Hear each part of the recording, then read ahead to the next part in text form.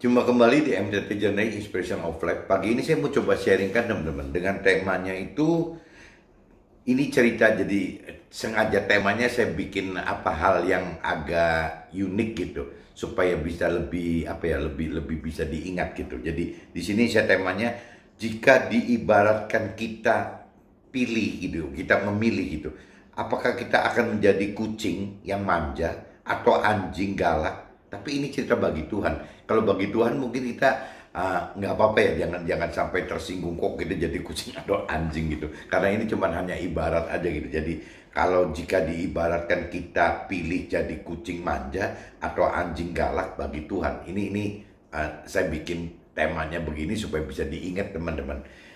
Pola kerja Tuhan itu agak aneh gitu bagi dunia gitu. Nah, ini saya langsung aja teman-teman masuk ke dalam kitab Yohanes teman-teman, untuk nanti detail saya lebih jelaskan maksudnya apa sih kok ada kucing di bawah-bawah, anjing di bawah-bawah gitu. Nah, ini saya coba baca dulu di kitab Yohanes teman-teman. Kitab Yohanes pasal 14, coba teman-teman cari ayatnya 23 sampai 27 teman-teman. Kitab Yohanes pasal 14 teman-teman, ayatnya 23 sampai 27. Di sini saya coba, nanti kalau yang perlu saya universalkan aja, jadi biasa kata-kata Yesus itu saya ganti jadi firman Tuhan gitu.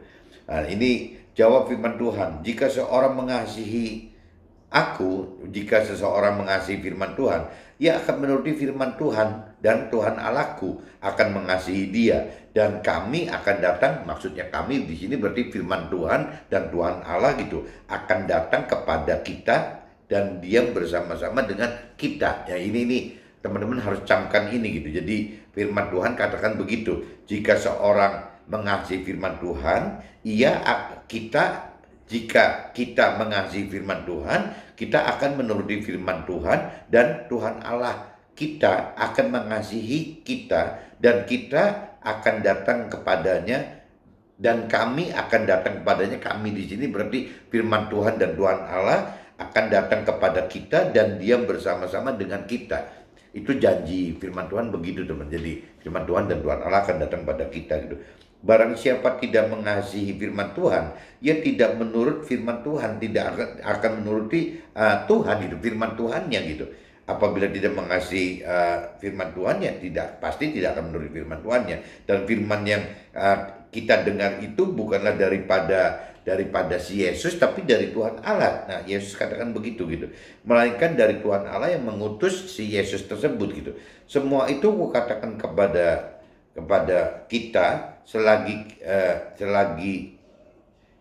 firman Tuhan berada bersama-sama dengan kita gitu. Tetapi penghibur, yaitu Roh Kudus. Nah, Roh Kudus ini di sini kalau dari Nasrani nyebutnya Roh Kudus teman-teman. Tapi kalau lebih universal, kalau kita katakan Roh Tuhan itu. Kalau di Nasrani juga kadang disebut, di Alkitab disebutnya juga Roh kebenaran itu.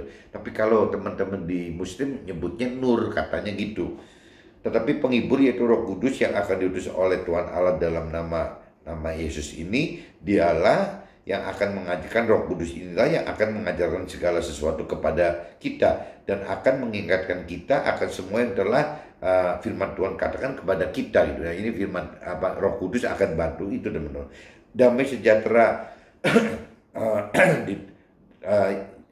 damai sejahtera kutinggalkan bagi kita, damai sejahteraku kuberikan kepada kita gitu. Dan apa yang kuberikan tidak seperti yang diberikan oleh dunia kepada kita, janganlah gelisah dan gentar hati kita gitu. Jadi intinya gitu teman-teman. Jadi firman Tuhan itu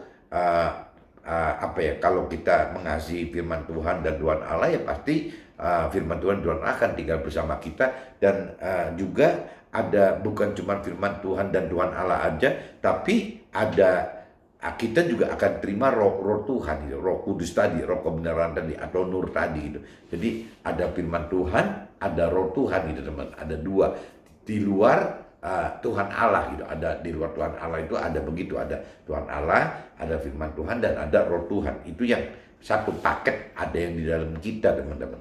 Nah, ini saya udah baca di kitab Yohanes teman-teman. Yohanes pasal 14 ayat 23 sampai 27. Nah, coba sekarang teman-teman lihat juga di kitab Lukas teman-teman. Kitab Lukas pasal 10 ayatnya 25 sampai 37 teman-teman. Kitab Lukas pasal 10 ayatnya 25 sampai 27 sampai 37. 25 sampai 37. Ini perikopnya judulnya orang Samaria yang murah hati. Orang Samaria yang murah hati. Orang Samaria itu kalau tidak salah dikategorikan di firman Tuhan di Alkitab ini gitu, di kitab suci ini, orang yang tidak percaya Tuhan Allah, teman-teman. Tidak percaya Tuhan Allah. Coba nanti kita baca ya, teman-teman. Pada suatu kali berdirilah seorang ahli Taurat untuk mencobai Yesus. Katanya, "Guru, apa yang harus kuperbuat untuk memperoleh hidup yang kekal?" Jawab Yesus kepadanya, "Apa yang tertulis dalam hukum Taurat? Apa yang kau baca di sana?" Jadi Yesus marah berbalik bertanya ke ahli Taurat itu gitu. Apakah ke ahli Taurat, apakah ahli benar ke ahli Taurat tadi kan nanya apa coba di dalam hukum Taurat. Terus jawab si ahli Taurat itu, jawabannya, "Kasihilah Tuhan Allahmu dengan segenap hatimu dan dengan segenap jiwamu dan segenap kekuatanmu, dengan segenap akal budimu, dan kasihilah sesamamu manusia seperti dirimu sendiri." Itu ahli Taurat jawab itu. Jadi Yesus yang tanya, ahli Taurat jawab itu. Ya, kembali lagi, jadi jawabnya itu, "Kasihilah Tuhan Allahmu ya dengan segenap hatimu, dengan segenap jiwamu, dengan segenap kekuatanmu, dengan segenap akal budimu, ya kasihlah sesamamu manusia seperti dirimu sendiri." Jadi di hukum Taurat pun sama, dan ahli Taurat pun katakan bahwa ketuhanan Allah itu harus total, all out gitu. Jadi memang kita hidup ya untuk Tuhan gitu, untuk semua gitu. Jadi dengan segala macam daya kita ya semua untuk Tuhan gitu. Nah, kata Yesus kepadanya, "Jawabmu itu benar, perbuatlah demikian, maka engkau akan hidup." gitu. Jawabmu benar, perbuatlah demikian, maka engkau akan hidup. Jadi orang yang mengasihi Tuhan dengan segenap hati, dengan segenap jiwa, dengan segenap kekuatan, dengan segenap akal budi, dan juga mengasihi sesamanya, ya akan mendapatkan hidup, teman-teman. Janjinya gitu. Ya hidup di sini keselamatan akhirat, teman-teman ya, maksudnya. Tetapi untuk membenarkan dirinya, orang itu berkata kepada Yesus, "Dan siapakah sesamaku manusia?" gitu. Jadi ahli Taurat nanya lagi, emangnya sesama manusia itu siapa gitu? Nggak, jawab Yesus, "Ada," ini cerita, terus Yesus jadi cerita berumpamakan gitu. "Adalah seorang yang turun dari Yerusalem ke Yeriko. Ia jatuh ke tangan penyamun yang bukan saja merampoknya habis-habisan, tetapi yang juga memukulnya, dan sudah itu pergi meninggalkannya setengah mati gitu. Kebetulan ada seorang imam turun melalui jalan itu. Ia melihat orang itu, tetapi ia melewati dari seberang jalan." Ini imam loh. Imam itu kan mengerti akan kebenaran firman Tuhan. Tapi melihat orang yang sedang sekarat itu ditinggal pergi gitu. Malah melewatinya dari jalan yang seberangnya gitu. Demikian juga seorang Lewi datang ke tempat itu. Ketika ia melihat orang itu, ia melewatinya di seberang jalan. Nah, Lewi ini, teman-teman asal tahu aja, Lewi ini suku gitu yang memang tugasnya memuji Tuhan, pujian penyembahan untuk Tuhan gitu. Nah itu pun sama, ya ia melewati dari seberang jalan juga dia. Jadi nggak dilirik orang yang lagi sekarat di rampok itu gitu. Lalu datang seorang Samaria yang sedang dalam perjalanan ke tempat itu, dan ketika ia melihat orang itu, tergerak hatinya oleh belas kasihan. Nah ini yang tadi saya katakan, orang Samaria itu adalah orang yang dikategorikan orang yang tidak mengenal, tidak mengerti akan Tuhan, teman-teman. Tapi kembali lagi, Yesus katakan bahwa ketika melihat orang itu, tergerak hatinya oleh belas kasihan. Dan ini orang Samaria yang tidak mengerti akan firman Tuhan aja kok tergerak hatinya gitu. Sedangkan orang yang imam tadi atau suku Lewi yang tugasnya pujian penyembahan kepada Tuhan itu kok malah jadi sengaja menghindar gitu. Ia pergi kepadanya lalu membalut luka-lukanya. Jadi si orang Samaria ini pergi kepada orang yang dirampok itu, dibalut luka-lukanya. Sesudah ia menyiraminya dengan minyak dan anggur, kemudian ia menaikkan orang itu ke atas keledai tunggangannya sendiri, lalu membawanya ke tempat penginapan dan merawatnya. Tuh orang Samaria pun bisa begitu gitu. Keesokan harinya ia menyerahkan 2 dinar kepada pemilik penginapan itu. Katanya, "Rawatlah dia, dan jika kau belanjakan lebih dari itu, aku akan menggantinya waktu aku kembali." gitu. Siapakah di antara ketiga orang ini menurut pendapatmu adalah sesama manusia dari orang yang jatuh ke tangan penyamun itu? Nah, jawab orang itu, orang yang telah menunjukkan belas kasihan kepadanya, kata Yesus kepadanya, pergilah dan perbuatlah demikian. Jadi Yesus mengumpamakan ada ke ahli Taurat itu ada 3 orang teman-teman. Ada orang imam kan, seorang imam, ada Lewi berarti yang pujian penyembahan itu, dan satunya orang Samaria. Orang Samaria tidak mengerti akan Tuhan gitu. Tapi mana yang terbaik gitu? Ahli Taurat jawab sendiri, yang ketiga kan, berarti meskipun orang Samaria itu dicap tidak mengerti akan Tuhan, tapi dia tetap melakukan kebaikan bagi sesamanya gitu. Nah, ini ceritanya seperti itu teman-teman. Nah, ini saya sudah selesai cerita ini, saya coba masuk ke drum aja teman-teman, karena ini ceritanya apa ya, kalau saya lihat di sini jadi ya, saya sengaja tulis kucing manja, anjing galak itu dengan tujuan supaya kita jadi ingat teman-teman bahwa kita ini memilih hidup bagi Tuhan loh, ini bagi Tuhan. Itu seperti kucing, ibarat kucing manja atau anjing galak gitu. Nah, ini saya coba ceritakan dulu. Di kitab Yohanes 14:23 yang tadi kitab Yohanes pasal 14 ayat 23 khususnya. Jika seorang mengasihi aku, ia akan menuruti firmanku, dan Bapakku akan mengasihi dia, dan kami akan datang kepadanya dan diam bersama-sama dengan dia. Ujung perjalanan untuk jadi dewasa rohani adalah menyangkal jiwa dan tubuh kita secara total teman-teman. Jadi kalau kita tahu bahwa segala macam itu kita hidup adalah untuk mengasihi Tuhan gitu, ya menuruti firman Tuhan, dan Tuhan Allah gitu, ya maka ya firman Tuhan dan Tuhan Allah gitu akan mengasihi kita, dan si firman Tuhan dan Tuhan Allah itu akan datang kepada kita dan diam bersama-sama dengan kita gitu. Jadi kembali lagi, kalau kita sudah dewasa rohani, kita ini di mata Tuhan teman-teman, nggak bisa ada tawar-menawar apa-apa. Tidak ada satu hal yang bisa ditonjolkan gitu. Ada satu hal yang dianggap hebat gitu di depan Tuhan, itu nggak ada teman-teman. Jadi kita ya memang nggak ada apa-apanya gitu. Kalau kita banding Tuhan, beda dengan kita dengan manusia. Kalau kita dengan Tuhan itu ya kita dengan Tuhan gitu. Ya Tuhan Tuhan bukan manusia, Tuhan ya Tuhan. Jadi ya kalau memang kita sudah dewasa rohani, kita akan sadar bahwa kita tidak bisa menyangkal bahwa jiwa dan tubuh ya kita ini secara total memang menyerah kepada Tuhan gitu. Milik Tuhan gitu teman-teman. Nah, karena Tuhan pencipta alam semesta. Kenapa begitu? Karena Tuhan pencipta alam semesta berikut isinya, termasuk kita sebagai manusia. Maka Tuhan tidak memerlukan apapun juga dari kita. Yang Tuhan kehendaki dari kita hanyalah bagaimana kita menyenangkan Tuhan. Itu kuncinya gitu teman-teman. Jadi kalau kita bicara Tuhan mau apa dari kita, Tuhan itu nggak mau apa-apa dari kita, karena Tuhan bisa semua gitu. Ya Tuhan tidak perlu kita sebenarnya gitu. Jadi kalau kita bicara kita hidup bagi Tuhan untuk keperluan Tuhan yang mana gitu? Nggak ada gitu. Ya kita ciptaannya Tuhan. Jadi akhirnya kita tidak bisa ada berguna apa-apa buat Tuhan. Nah, Tuhan akan lebih mementingkan kita menyenangkan Tuhan daripada kita membantu Tuhan gitu. Ya kita hidup untuk membantu Tuhan, untuk keperluan Tuhan gitu, memenuhi keperluan Tuhan. Dibanding kalau kita bicara dua pilihan itu antara menyenangkan dengan kita hidup untuk keperluan Tuhan gitu, itu nggak ada gunanya teman-teman. Karena Tuhan tidak perlu apa-apa dari kita gitu. Tuhan bisa sendiri semua. Nggak perlu ada kita pun Tuhan bisa sendiri semua. Jadi yang Tuhan nggak bisa itu ya bagaimana Tuhan disenangkan gitu. Ya kalau cerita Tuhan disenangkan, ya kita yang bisa menyenangkan. Tapi kalau kita bisa bantu Tuhan, Tuhan tidak perlu dibantu apa-apa gitu. Tuhan bisa sendiri semua gitu.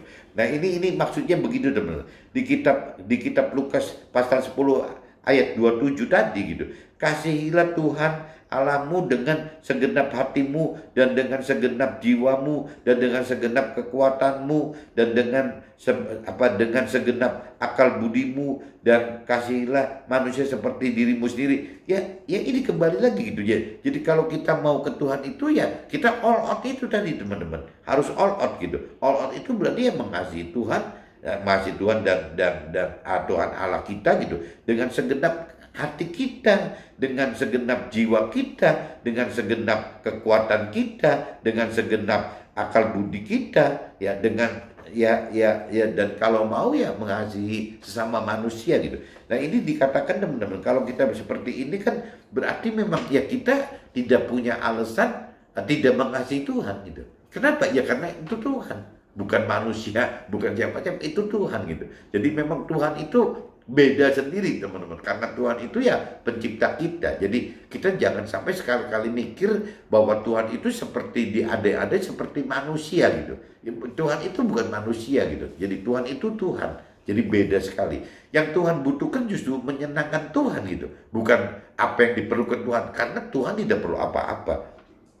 Nah, menyimak dua kitab tersebut, di kitab Yohanes pasal 14 ayat 23 dan di kitab Lukas pasal 10 ayat 27, maka Tuhan akan beranggapan lebih baik yang hidup dengan menyenangkannya daripada sibuk kerja dengan alasan si manusia itu demi sibuk kerja demi melayani Tuhan, demi melayani sesama, demi melayani keluarga, demi melayani diri sendiri gitu. Ini tercermin teman-teman waktu di kitab Yohanes juga cerita urusan Maria dan Marta teman-teman. Ini di cerita selanjutnya itu ada cerita Maria dan Marta gitu di kitab Yohanes 14 itu gitu. Di mana diceritakan Maria Marta itu kalau bagi orang-orang yang rasional, orang duniawi ya firman Tuhan katakan bahwa Maria yang hanya duduk mendengarkan firman Tuhan gitu. Ya, duduk manis gitu, duduk diam ya mendengar firman Tuhan. Sedangkan si Marta ini sibuk setengah mati teman-teman. Ya bagaimana nyiapin makanan, minuman, segala macam gitu untuk maksudnya melayani Tuhan gitu. Maksudnya Marta begitu gitu. Nah akhirnya Marta kan jadi akhirnya kesel gitu. Ngelihat adiknya si Maria itu kok dia bukannya bantuin sibuk dengan si Marta. Si Maria kok tenang-tenang aja gitu. Ya diem-diem duduk manis bersimpuh mendengarkan firman Tuhan. Dianggap Marta mewakili orang dunia ini dianggapnya kan salah gitu. Nah tapi kalau kita bicara dari sisi Tuhan, dari sisi rohani, malah firman Tuhan katakan bahwa yang benar itu Maria teman-teman.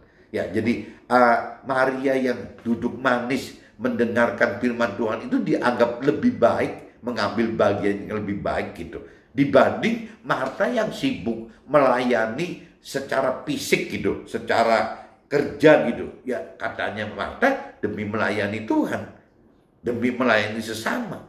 Nah, ini udah satu contoh kalau buat orang dunia kayak nggak fair gitu. Masa mestinya kalau orang dunia harusnya lebih membela Marta gitu, karena Marta kan yang capek gitu, berkeringat gitu. Kalau Maria kan tidak gitu. Tapi dari sisi rohani terbalik teman-teman. Jadi duniawi dan rohani itu memang tidak aneh, kadang-kadang terbalik-balik teman-teman. Nah, pola dan cara pikir Tuhan terkesan gitu, terkesan tidak wajar bagi dunia. Ya contohnya kayak tadi cerita Maria Marta tadi, terkesan tidak wajar bagi dunia gitu. Bahkan terkesan arogan malah, mungkin dianggapnya arogan gitu.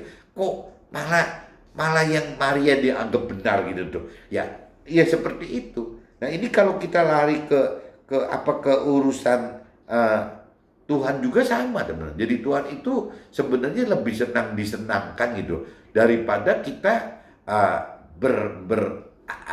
hidup dengan sibuk bagaimana melayani keperluan Tuhan gitu.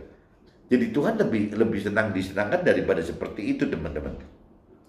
Nah ini saya coba baca dulu teman-teman. Pola dan cara pikir Tuhan terkesan tidak wajar bagi dunia, bahkan terkesan arogan karena terlalu egois hanya untuk kepentingan Tuhan sendiri saja gitu. Hal inilah yang kita harus sadari. Itulah bedanya antara Tuhan dibanding manusia gitu, atau makhluk yang lain. Inilah hasil sharing dengan ini sampai saya jadi apa ya, saya khawatir salah sampai tadi malam saya sengaja sharing dengan Pak Joshua sebagai mentor rohani saya di Jakarta gitu. Saya menanyakan, benar nggak sih Pak Joshua, ya kok ada di pengertian saya kok seperti terkesan seolah-olah Tuhan itu pengen banget disenangkan gitu ya, malah Tuhan tidak lebih memilih kita berbuat sesuatu untuk keperluan Tuhan, tapi Tuhan lebih memilih kita menyenangkan Tuhan dibanding keperluan Tuhan gitu. Nah, sedangkan kalau kita bicara menyenangkan, konotasinya itu kan kalau buat orang yang rasional, orang yang pintar gitu, dianggapnya kan hidup untuk keperluan Tuhan itu lebih berharga, lebih bisa dibanggakan daripada hidup hanya sekedar menyenangkan Tuhan saja gitu. Itu kesannya gitu teman-teman. Ini yang kadang-kadang susah sekali diterima oleh si manusia gitu. Saya juga merasa seperti itu. Kok aneh ya? Kok bagaimana sih? Kok cuman sekedar hidup itu Tuhan lebih milih kita, lebih milih menyenangkan kalau dari sisi Tuhan gitu, Tuhan lebih memilih kita menyenangkan Tuhan daripada kita bekerja mati-matian berdarah-darah untuk keperluan Tuhan gitu. Ya kesannya kan jadi kayak kok Tuhan itu butuh banget dimanja-manja sih, butuh banget disenang-senangkan, diangkat-angkat gitu. Kesannya seperti itu teman. Jadi kesannya saya bilang, Pak, kesannya arogan banget ke sini Pak, Tuhan kalau seperti itu gitu. Nah kalau menurut Pak Joshua gitu, Pak Joshua dengan saya kan mungkin karakternya beda gitu. Kalau Pak Joshua itu mungkin lebih lembut gitu. Jadi akhirnya lebih untuk di posisi Pak Joshua menyenangkan Tuhan itu lebih mudah gitu. Ya dibanding Pak Joshua mesti berdarah-darah hidup melayani keperluan Tuhan gitu. Tapi kalau karakter saya yang nggak bagus ini gitu, yang keras ini, saya malah berbalik teman-teman. Ya ngapain saya mesti berbaik-baik sama Tuhan, bermanja-manja sama Tuhan hanya untuk menyenangkan Tuhan? Apa bukan lebih efektif kalau saya berdarah-darah, saya kerja mati-matian untuk keperluan Tuhan gitu? Kalau saya pola pikirnya begitu teman-teman. Sehingga waktu ada asumsi bahwa Tuhan itu lebih suka disenangkan dibanding dibantu gitu dalam hal-hal yang lain gitu, ya jadi berontak gitu. Di dalam saya itu ada pemberontakan, kok aneh ya, kok begitu, kok begini gitu. Ya seperti itu gitu. Ini kalau saya cerita kalau cerita Nabi Abraham gitu, Nabi Nuh, kan sama aja teman-teman ya. Kalau kita bicara untuk menyenangkan hati Tuhan, nah Abraham itu kan harus benar-benar mau ninggalin Ur Kasdim gitu, selalu memulai hidup dengan baru-baru. Nah ini kan karena Abraham taat, akhirnya ya Tuhan bilang ini sahabatnya Tuhan gitu. Ya karena Abraham bisa menyenangkan hati Tuhan gitu. Nah Nabi Nuh juga sama teman-teman. Nabi Nuh itu yang kemarin saya sharingkan gitu. Ya kalau saya konversikan umur kita 10%.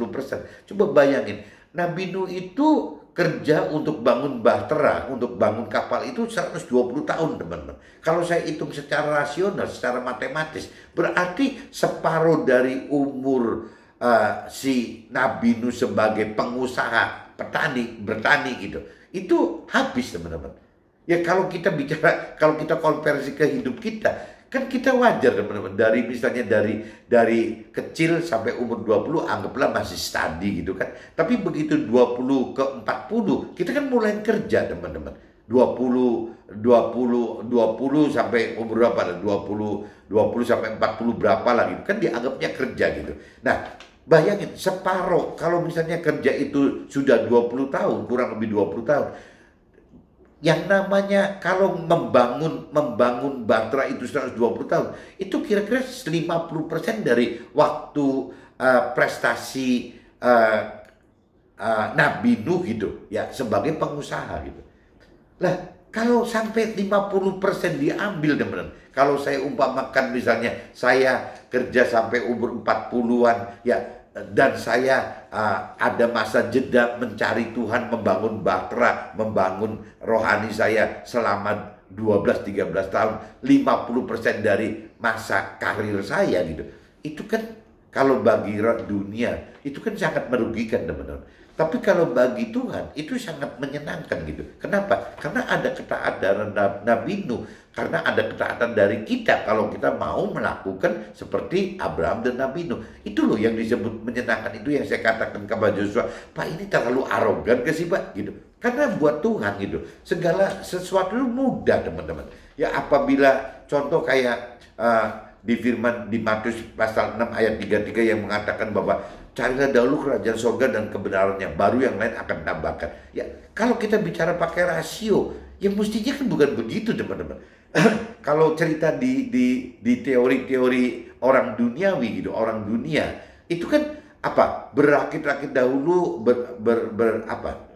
kalau pepatah yang itu loh, yang nanti akhirnya jadi bersenang-senang kemudian loh, bersakit-sakit dahulu, bersenang-senang kemudian.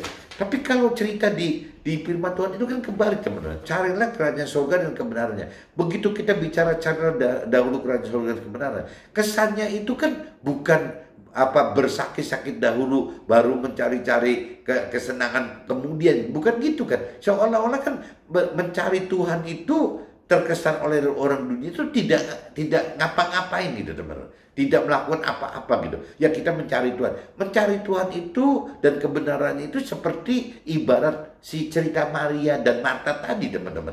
Ya, Maria itu adalah yang carilah kerajaan surga dan kebenarannya. Maria itu yang mencari Tuhan dan firman Tuhannya gitu. Yang dengan seperti leye-leye begitu gitu, bermanja-manja, bersimpuh di bawah gitu, mendengar firman Tuhan gitu. Itu aja dianggap oleh Tuhan lebih benar, teman-teman, dibanding dengan Marta yang sibuk di dapur nggak keruan gitu loh. Ya, berkeringat-keringat gitu. Dianggapnya malah nggak benar gitu. Nah, itu dari kitab Matius pasal 6 ayat 33 aja, carilah dahulu kerajaan surga dan kebenarannya sudah mengandung arti yang sudah tidak wajar gitu bagi dunia, irasional, udah nggak wajar gitu. Nah, ini dunia katakan seperti itu, teman-teman.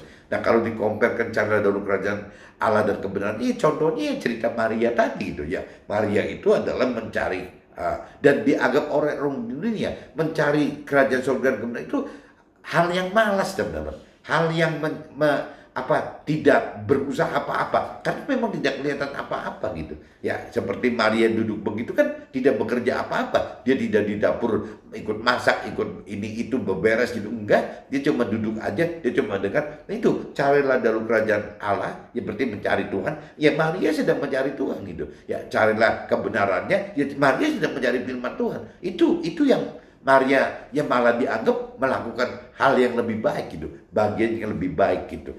Nah, sedangkan Marta yang seperti orang dunia pada umumnya dianggapnya ini malah salah gitu, teman-teman. Ya, dengan pola-pola begitu salah. Makanya saya katakan ini pola-pola Tuhan ini seperti terkesan kayak arogan karena kita anggap Tuhan itu ya seperti manusia. Tapi kalau kita tempatkan Tuhan itu adalah Tuhan, ya kita nggak bisa Tuhan kita sebut arogan dong. Ya memang Tuhan yang menciptakan kita gitu. Ya itu kembali ya terserah Tuhan juga gitu. Kita nggak bisa apa-apa. Jadi kita compare-nya mesti sadar teman bahwa Tuhan adalah Tuhan gitu. Nah, kita tinggal mau ngakuin itu nggak bahwa Tuhan adalah Tuhan dan Tuhan lebih senang disenangkan gitu. Lebih pilih suka disenangkan daripada kita berdarah-darah untuk bantu secara keperluan Tuhan. Baik untuk keperluan Tuhan, baik untuk sesama, baik untuk keluarga, maupun untuk diri sendiri. Tuhan lebih senang untuk disenangkan gitu. Contohnya ya cerita di Maria dan Marta tadi gitu. Bahkan jika diibaratkan lebih lanjut gitu, sepertinya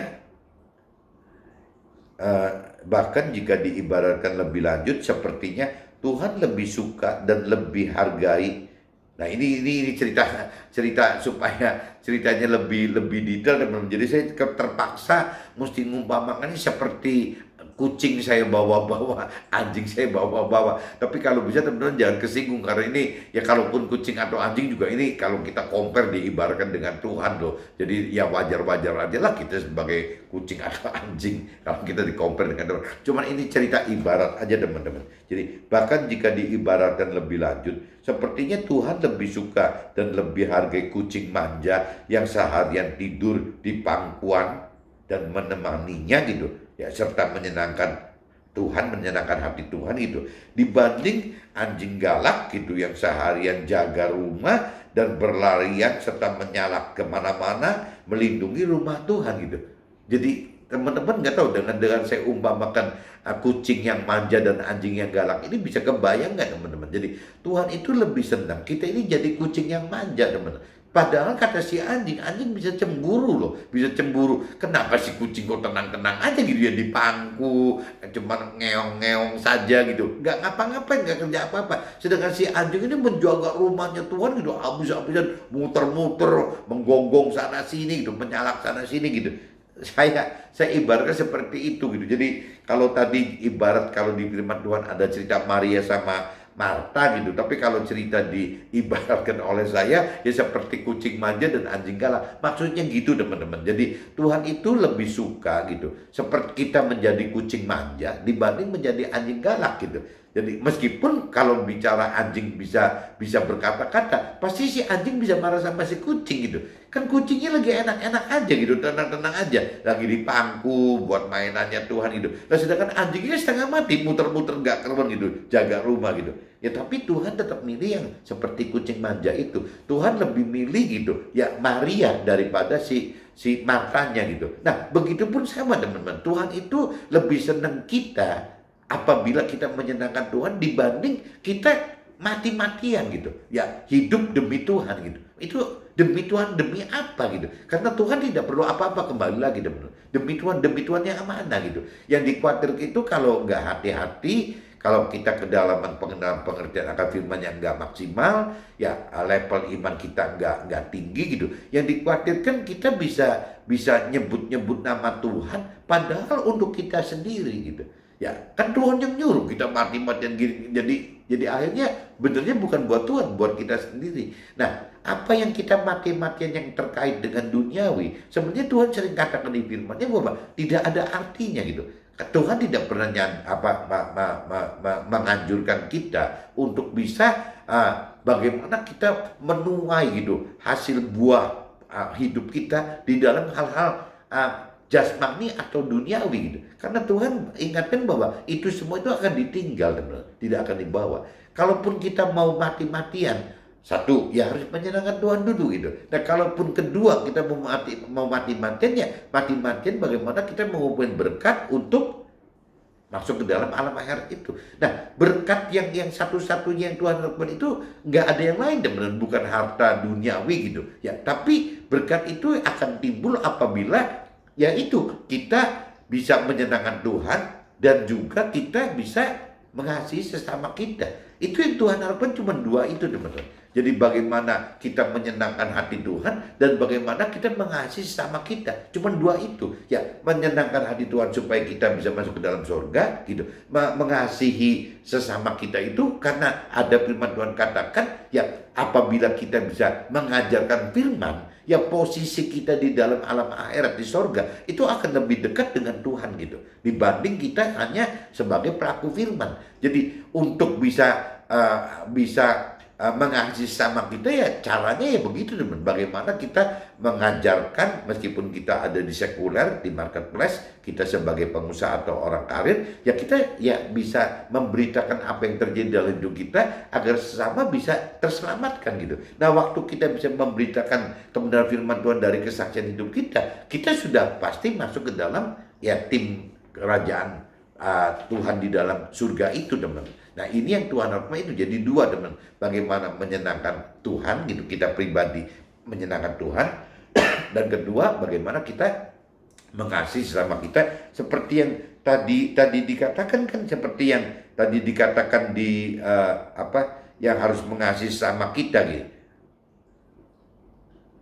Itu kan kalau di kitabnya Nah ini di kitab Lukas pasal 10 ayat 27 kan teman-teman. Ya kasihlah Tuhan Allahmu dengan segenap hatimu, dengan segenap jiwamu, dan dengan segenap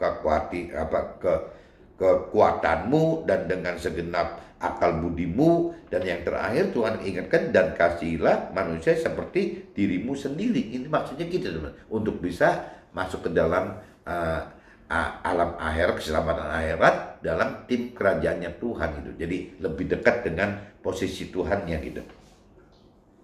Jarang ada manusia yang mau memilih menjadi kucing manjanya Tuhan gitu. Ya, manusia lebih memilih menjadi anjing galaknya Tuhan karena manusia masih bangga hal-hal lahiriah teman-teman.